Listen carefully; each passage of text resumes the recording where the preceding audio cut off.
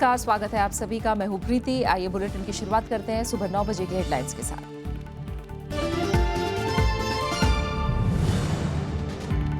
देशद्रोह कानून पर बहस के बीच राष्ट्रपति का आईपीसी में व्यापक बदलाव पर जोर। कहा 21वीं सदी की जरूरतों के मुताबिक हो कानून, अपराधों को सही तरीके से परिभाषित करने की जरूरत।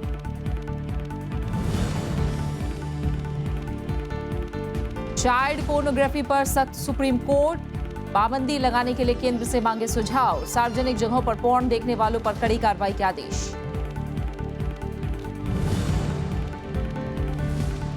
सोनीपत में दुष्कर्म मामले की जांच के लिए 3 महिला अधिकारियों की समिति गठित। सरकार ने जारी किए हेल्पलाइन नंबर। मुख्यमंत्री खट्टर ने कहा दोषियों पर होगी सख्त कार्रवाई।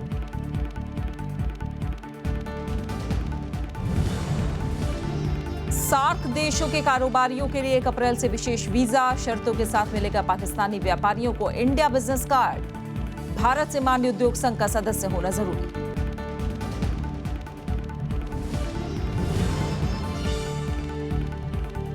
स्विट्जरलैंड के गियानी इन्फेंटिनो बने फीफा के नए अध्यक्ष। बहरीन के शेख सलमान को हराया। फीफा ने जारी किए नए नियम, सदस्यों का कार्यकाल होगा निश्चित।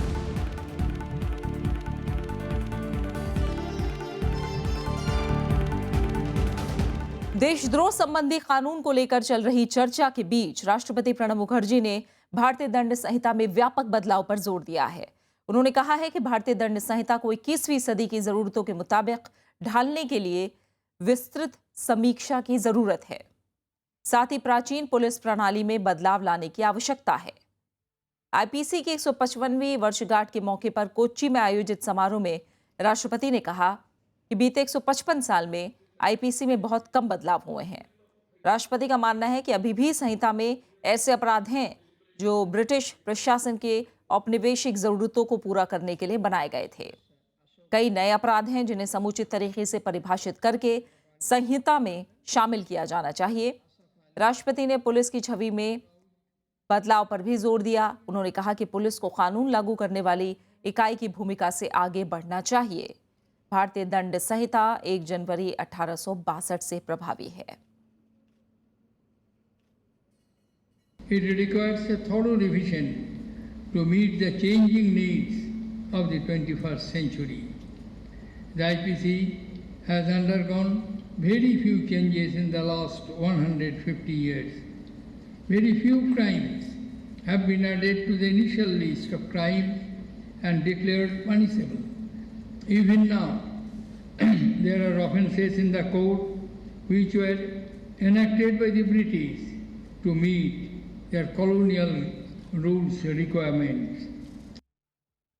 देश में चाइल्ड पोर्नोग्राफी के बढ़ते प्रभाव को लेकर सुप्रीम कोर्ट ने नाराजगी जताई है। सुप्रीम कोर्ट ने केंद्र सरकार से देश में सभी प्रकार के चाइल्ड पोर्नोग्राफी पर पाबंदी लगाने के तरीके सुझाने को कहा है। शीर्ष अदालत ने कहा कि अभिव्यक्ति की आज़ादी या स्वतंत्रता के नाम पर बच्चों पर किसी तरह का परीक्षण बर्दाश्त नहीं किया जा सकता। इसमें किसी तरह की छूट नहीं दी जा सकती। पीठ ने कहा कि केंद्र हलफनामा दायर करके चाइल्ड पोर्नोग्राफी पर लगाम कसने के तरीकों पर सुझाव देगा।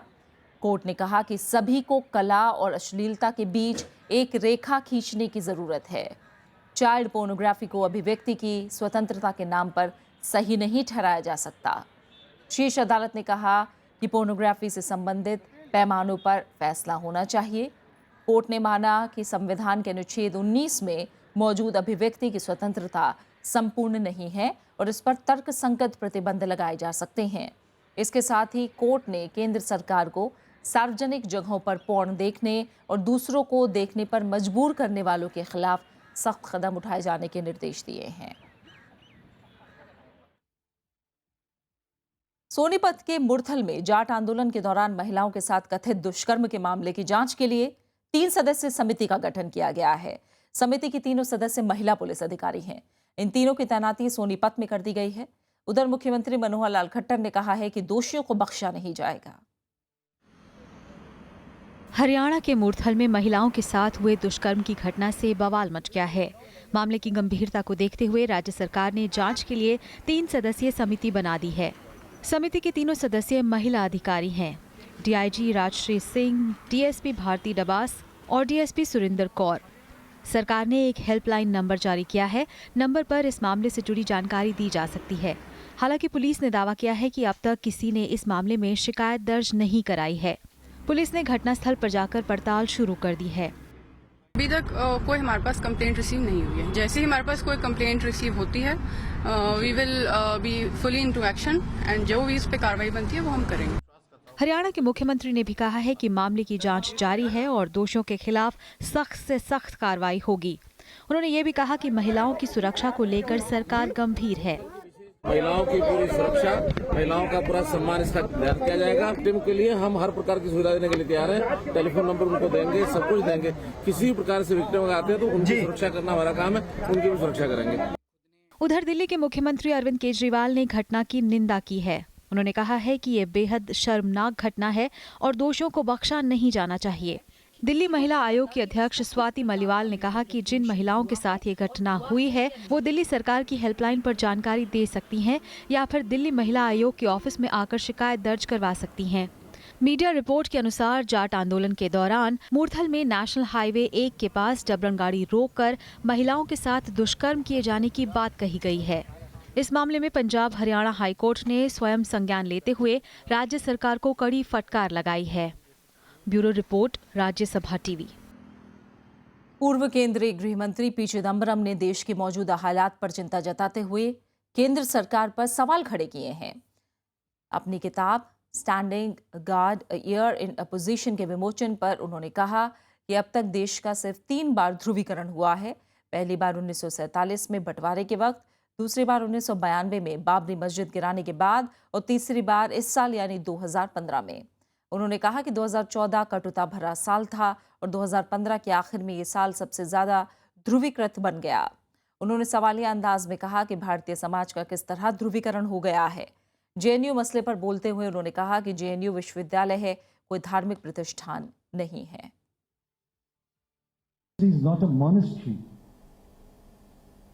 We are confusing between universities and monasteries. A university is a place where I, as a student at my age, has the right to be wrong. Rajya Sabha में जेएनयू और रोहित वेमुला मामले में विपक्ष ने कल फिर सरकार को घेरने की कोशिश की। विपक्ष ने कल इस मामले में मानव संसाधन विकास मंत्री स्मृति ईरानी की तरफ से पढ़े गए दस्तावेज और तथ्यों को लेकर सवाल उठाया। वहीं अधूरी रह गई चर्चा का जवाब देते हुए स्मृति ईरानी ने विपक्ष के आरोपों को खारिज किया। राज्यसभा में तीसरे दिन जेएनयू और रोहित वेमुला मामले में सरकार को विपक्ष के अवरोध का सामना करना पड़ा। मानव संसाधन विकास मंत्री ने बीएसपी अध्यक्ष मायावती की रोहित वेमुला मामले की जांच के लिए बनी कमेटी में दलित सदस्य को शामिल करने की मांग का जवाब दिया। उन्होंने कहा कि 1 सदस्यीय आयोग मामले की निष्पक्ष जांच में सक्षम है। This is a judge who has served diligently in Uttar Pradesh. I am sure that she will have absolutely no challenge to the fact that this judge is capable within his capacities to deliver justice. Mayawati ने मंत्री की दलील को खारिज करते हुए सरकार पर दलित विरोधी होने का आरोप लगाया। इसमें 1 से ज्यादा सदस्य बना सकती थी और अब भी बना सकती है, लेकिन सरकार अभी तक भी इस मामले में अपनी चुप्पी साधे हुए है। इससे इनकी दलित विरोधी मानसिकता हमें साफ नजर आती है। इस मुद्दे पर मायावती और स्मृति ईरानी के बीच तीखी बहस हुई। इसके बाद सीपीएम महासचिव सीताराम येचुरी ने गुरुवार को सदन में मंत्री की ओर से दिए गए बयान के असत्यापित तथ्यों पर ऐतराज जताया। She is quoted Macbeth to say, fair is foul, foul is fair, and she is making all foul fair. She is making all foul fair here without any authentication. Now, who gave that authentication? वित्त मंत्री अरुण जेटली ने मानव संसाधन विकास मंत्री का बचाव किया। Every word that the minister has spoken, she has it authenticated by the registrar of university. What is the kind of pamphlets which were circulated? उपसभापति ने सदन को भरोसा दिलाया कि वो रखे गए तथ्यों की सत्यता के लिए रिकॉर्ड को देखेंगे।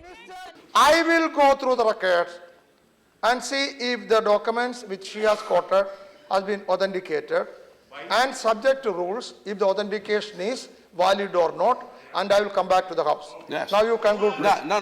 इससे पहले शून्यकाल के दौरान कांग्रेस सांसद आनंद शर्मा ने इस मामले को उठाया। उन्होंने कहा कि मंत्री को गुरुवार को सदन में दिए गए बयान पर माफी मांगनी चाहिए। केंद्रीय मंत्री जो ऐसा कोई कागज छपा, लिखा, बांटा गया, उसको सदन में पूरा पढ़कर जो आपत्ति, घोर आपत्तिजनक बात, अपमानजनक बात थी, जब तक वो उस पे माफी नहीं होती और सदन में, I want your ruling.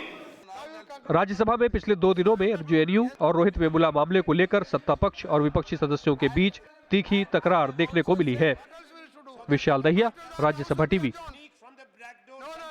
Hyderabad केंद्रीय विश्वविद्यालय में आत्महत्या करने वाले छात्र रोहित वेमुला की मां ने पूछा है कि उनका बेटा कैसे देशद्रोही और अतिवादी हो गया।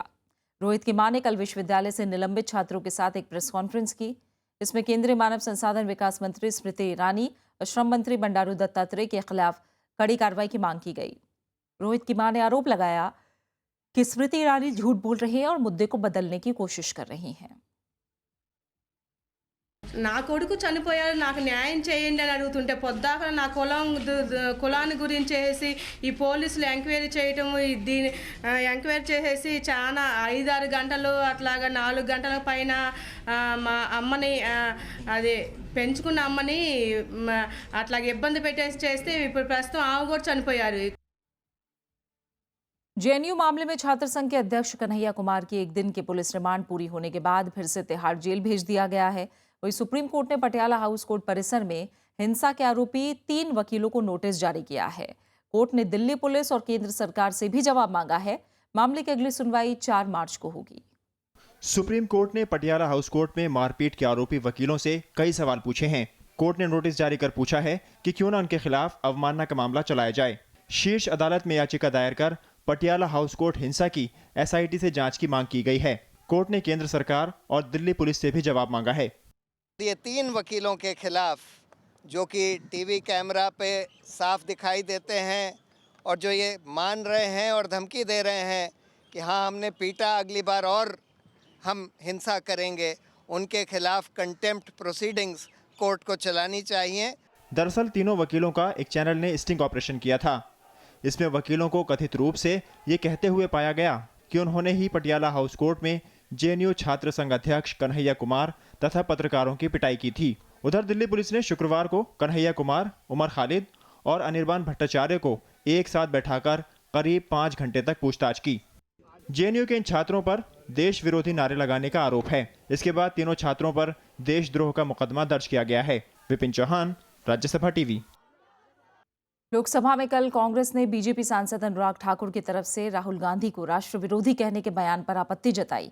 दूसरी तरफ अनुराग ठाकुर ने पूर्व गृह सचिव जीके पिल्लई के बयान के हवाले से आरोप लगाया कि पूर्व की सरकार इशरत जहां मामले को राजनीतिक रंग देना चाहती थी। लोकसभा में प्रश्नकाल के बाद कांग्रेस ने बीजेपी सांसद अनुराग ठाकुर पर सदन में राहुल गांधी के अपमान का आरोप लगाया। कांग्रेस के मल्लिकार्जुन खड़गे ने कांग्रेस उपाध्यक्ष को राष्ट्र विरोधी बताने वाली टिप्पणी पर ऐतराज जताया। बुधवार को जेएनयू मामले पर सदन में चर्चा के दौरान ये आरोप लगाए गए थे। खड़गे ने बयान को कार्यवाही से हटाने की मांग की। And Rahul Gandhi ji still persists on the record as part of Sri Anurag Thakur's speech, which alleged that Sri Rahul Gandhi was supporting anti-national activity. I request you to delete these 2 names from the reference, which I am going to give and make the proceedings correct. Speaker Sumitra Mahajan ने कांग्रेस की मांग पर उचित कार्रवाई करने का भरोसा दिलाया। आज आपने उठाया है, I will have to see. दूसरी तरफ अनुराग ठाकुर ने अफजल गुरु पर पूर्व वित्त मंत्री पी चिदम्बरम और इशरत जहां पर पूर्व गृह सचिव जीके पिल्लई के बयान का मुद्दा उठाया। उन्होंने आरोप लगाया कि यूपीए सरकार ने इशरत जहां एनकाउंटर मामले को फर्जी साबित करके राजनीतिक रंग देने की कोशिश की। 6 अगस्त 2009 को एफिडेविट दायर किया गया पूर्व सरकार के समय और सितंबर महीने में उसको बदल दिया गया। एनकाउंटर 2004 में हुआ मैडम, ये प्रश्न चिन्ह खड़ा किया जाता था कि ये फेक एनकाउंटर है मैडम, लेकिन ऐसा नहीं था। ये एक सोची समझी साजिश थी अपने राजनीतिक प्रतिद्वंदियों को खत्म करने के लिए जो पूर्व सरकार ने की थी। पूर्व गृह सचिव जीके पिल्लई ने दावा किया है कि इशरत जहां मामले में यूपीए सरकार के दौरान राजनीतिक दखलंदाजी की गई थी, जिसके बाद से आरोपों प्रत्यारोपों का सिलसिला शुरू हो गया है। प्रणव गोस्वामी, राज्यसभा टीवी। खबरें जारी है, लौट रहे हैं एक छोटे से ब्रेक के बाद।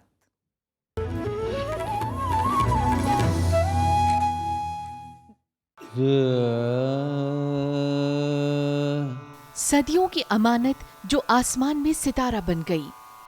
कुदरत की देन है कि हर तरीके से तो मजबूर कर दिया है, मगर अल्लाह ने कमाने खाने के लिए इतनी हड्डी बचा दी, जो अपने आप में एक मिसाल थी।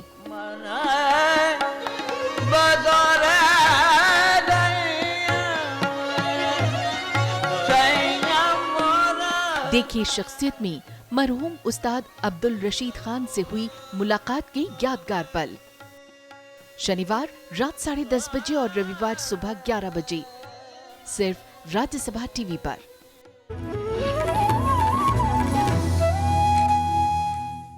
अगले वित्त वर्ष में देश की विकास दर 7 से 7.25% के बीच रहेगी। संसद में कल पेश आर्थिक सर्वेक्षण में इसका अनुमान लगाया गया। इसमें आर्थिक सुधारों को तेज करने, सब्सिडी में कटौती और राजकोषीय घाटे को काबू में रखने की बात कही गई है। वित्त मंत्री अरुण जेटली ने शुक्रवार को दोनों सदनों में मौजूदा वित्त वर्ष का आर्थिक सर्वेक्षण पेश किया।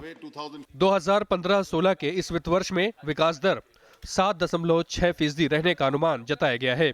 वहीं वित्त वर्ष 2016-17 में जीडीपी की दर 7 से 7.25% रहने की संभावना है।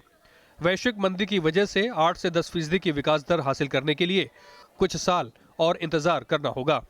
If the world slows down, we will slow down as well.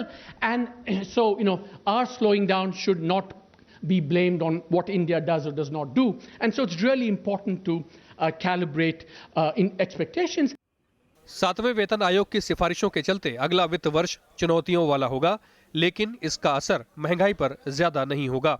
महंगाई दर 4.5 से 5% के बीच रहेगी। चालू वित्त वर्ष में राजकोषीय घाटे को जीडीपी के 3.9% पर सीमित करने का लक्ष्य भी हासिल हो सकता है। अगले वित्त वर्ष में इसे 3.5% पर करने का लक्ष्य रखा गया है। सर्वे में जीएसटी समेत कई बिलों के अटकने पर भी चिंता जताई गई है। Fourth R, we need reform because we need to ensure that whatever we do on the 3 Rs has to be backed up with reform to ensure that this does not happen again. आर्थिक सर्वे में कृषि क्षेत्र में बड़े बदलावों की जरूरत बताते हुए हाइब्रिड और जीएम बीजों के उपयोग का समर्थन किया गया है। इसमें दलहन और तिलहन का उत्पादन बढ़ाने के लिए बेहतर कीमत देने का सुझाव है। किसानों की आय बढ़ाने के लिए एकीकृत राष्ट्रीय बाजार बनाने की बात कही गई है। जिस तरह का आर्थिक सर्वेक्षण आया है उससे एक बात साफ साफ झलकती है कि सोमवार को आने वाले बजट में वित्तीय घाटे को कम करने के व्यापक उपाय किए जा सकते हैं, जिसका मतलब यह होगा कि या तो कल्याणकारी योजनाओं में कमी लाई जाएगी या सब्सिडी कम किए जाएंगे। लेकिन देखना यह रोचक होगा कि इसके सामाजिक और राजनीतिक परिणाम क्या निकलते हैं। राज्यसभा टेलीविजन के लिए कैमरा पर्सन शिव कुमार के साथ दिल्ली से अखिलेश सुमन। भारत ने 1 अप्रैल 2016 से सार्क देशों के कारोबारियों और उद्योगपतियों के लिए विशेष वीजा देने का फैसला किया है। कारोबारियों के बेरोक टोक आने जाने के लिए भारत सरकार 1 अप्रैल से इंडिया बिजनेस कार्ड जारी करने जा रही है। हालांकि पाकिस्तान के कारोबारियों को ये कार्ड शर्त के साथ मिलेगा। इसके तहत किसी पाकिस्तानी उद्योगपति या व्यापारी को तभी ये कार्ड मिल सकेगा जब उसकी कंपनी का टर्नओवर 1 करोड़ रुपए से ज़्यादा होगा या फिर उसकी सालाना आमदनी 10 लाख रुपए से ज़्यादा होगी। इसके साथ ही उसे पाकिस्तान के किसी उद्योग संघ का सदस्य होना चाहिए जिसे भारत मान्यता देता हो। गृह मंत्रालय के मुताबिक इंडिया बिजनेस कार्ड का प्रारूप तैयार हो गया है और इसे नासिक के सरकारी प्रिंटिंग प्रेस में छपने के लिए भेज दिया गया है। प्रधानमंत्री नरेंद्र मोदी ने 2014 में काठमांडू में हुए सार्क शिखर सम्मेलन में इंडिया बिजनेस कार्ड जारी करने की घोषणा की थी।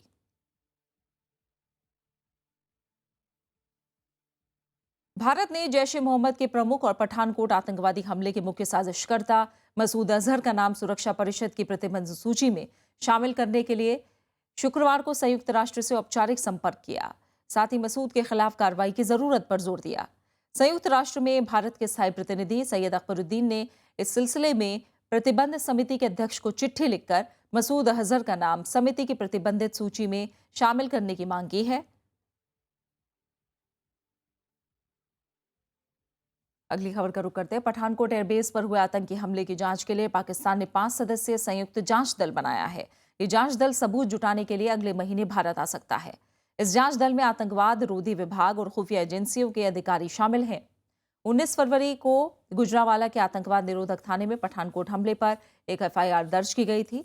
इससे पहले पाकिस्तान ने भारत की तरफ से दिए गए साक्ष्यों के आधार पर मामले की शुरुआती जांच करने के लिए विशेष जांच दल का गठन किया था।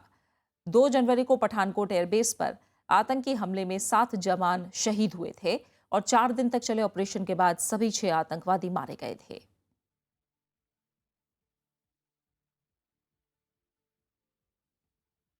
उपराष्ट्रपति मोहम्मद हामिद अंसारी ने कल भारतीय विदेश सेवा 2014 बैच के ट्रेनी अधिकारियों से मुलाकात की। मुलाकात के दौरान ट्रेनी अधिकारियों से उपराष्ट्रपति ने अपने अनुभव साझा किए। 30 अधिकारियों के बैच में 11 महिला अधिकारी भी शामिल थीं। ज्यादातर अधिकारी मेडिकल और इंजीनियरिंग पृष्ठभूमि के थे। इनके साथ लाल बहादुर शास्त्री प्रशासनिक संस्थान के निदेशक भी मौजूद थे।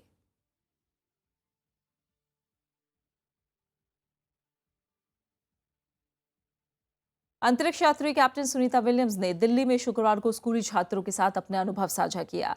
उन्होंने बताया कि अंतरिक्ष यात्रा के दौरान क्या क्या होता है। बच्चों ने भी बड़ी दिलचस्पी से उनके अनुभवों को सुना। इंडियन इंटरनेशनल सेंटर में आयोजित इस कार्यक्रम में उन्होंने भविष्य की योजनाओं के बारे में बच्चों को जानकारी दी। सुनीता विलियम्स नासा के ओरियन प्रोजेक्ट की सदस्य हैं। वो इस प्रोजेक्ट में इकलौती महिला अंतरिक्ष यात्री हैं।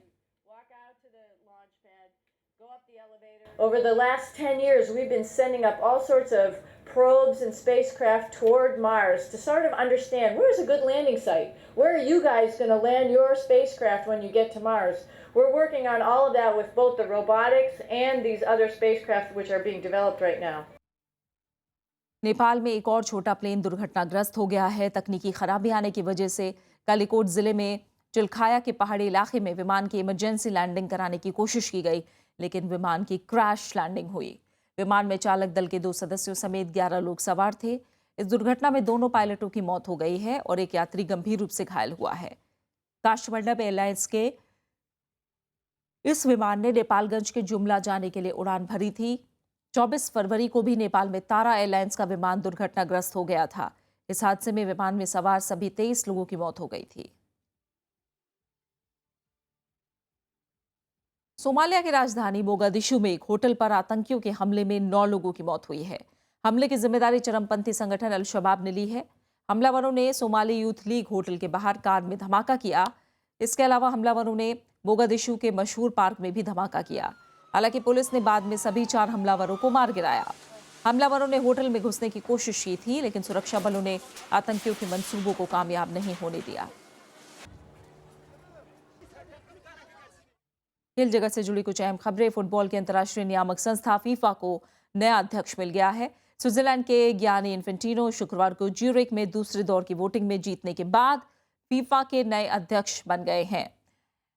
इन्फेंटिनो को कुल 207 वैध मतों में से 115 मत मिले और उन्होंने बहरीन के शेख सलमान को हराया। शेख सलमान को 88 वोट मिले। जॉर्डन के प्रिंस अली को 4 और फ्रांस के जेरोम शैम्पेन को 1 भी वोट नहीं मिला। 45 साल के इन्फेंटिनो ने ब्लैटर की जगह ली है। पिछले साल एक नाटकीय घटनाक्रम के तहत ब्लैटर के अध्यक्ष पद छोड़ने के बाद यूईएफए अध्यक्ष और फ्रांसीसी दिग्गज प्लाथिनी को उनका संभावित उत्तराधिकारी माना जा रहा था, लेकिन प्रतिबंध लगने से उनकी उम्मीदों पर पानी फिर गया। It's time for a change. It's time to bring football back to FIFA. I will not vote tomorrow. You will vote tomorrow. If I would vote, I would vote for football, and I hope you will do the same. FIFA ने football में सुधार और पारदर्शिता लाने के लिए सुझाए गए कई प्रस्तावों को मंजूरी दे दी है। इन प्रस्तावों के तहत अब फीफा के सदस्यों का एक निश्चित कार्यकाल होगा, जिसमें अध्यक्ष भी शामिल हैं। इसके साथ ही फीफा परिषद में कम से कम 6 महिलाएं होंगी। इसके अध्यक्ष परिषद के सभी सदस्य, महासचिव और न्यायिक समितियों के प्रमुखों को हर साल अपनी आय घोषित करनी होगी। कोई भी व्यक्ति फीफा अध्यक्ष पद पर ज्यादा से ज्यादा 3 बार ही रह सकता है। फीफा परिषद कार्यकारी समिति की जगह लेगी।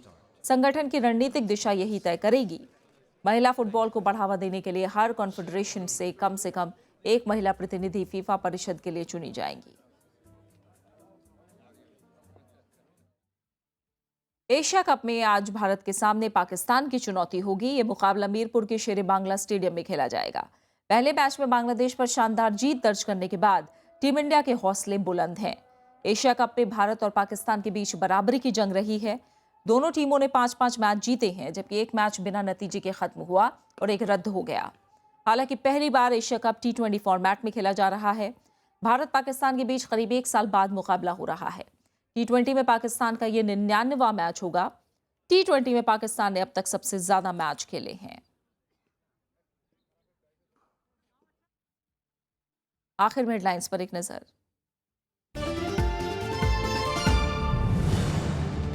देशद्रोह कानून पर बहस के बीच राष्ट्रपति का आईपीसी में व्यापक बदलाव पर जोर। कहा 21वीं सदी की जरूरतों के मुताबिक हो कानून, अपराधों को सही तरीके से परिभाषित करने की बताई जरूरत। चाइल्ड पोर्नोग्राफी पर सख्त सुप्रीम कोर्ट, पाबंदी लगाने के लिए केंद्र से मांगे सुझाव। सार्वजनिक जगहों पर पोर्न देखने वालों पर कड़ी कार्रवाई के आदेश।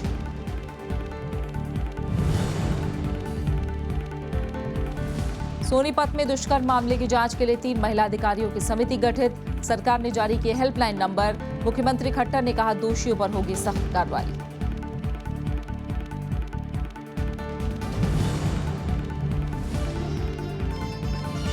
सार्क देशों के कारोबारियों के लिए 1 अप्रैल से विशेष वीजा, शर्तों के साथ मिलेगा पाकिस्तानी व्यापारियों को इंडिया बिजनेस कार्ड।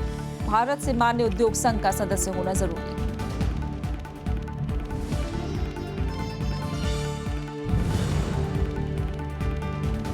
स्विट्जरलैंड के गियानी इन्फेंटिनो बने फीफा के नए अध्यक्ष। बहरीन के शेख सलमान को हराया। फीफा ने जारी किए नए नियम, सदस्यों का कार्यकाल होगा निश्चित।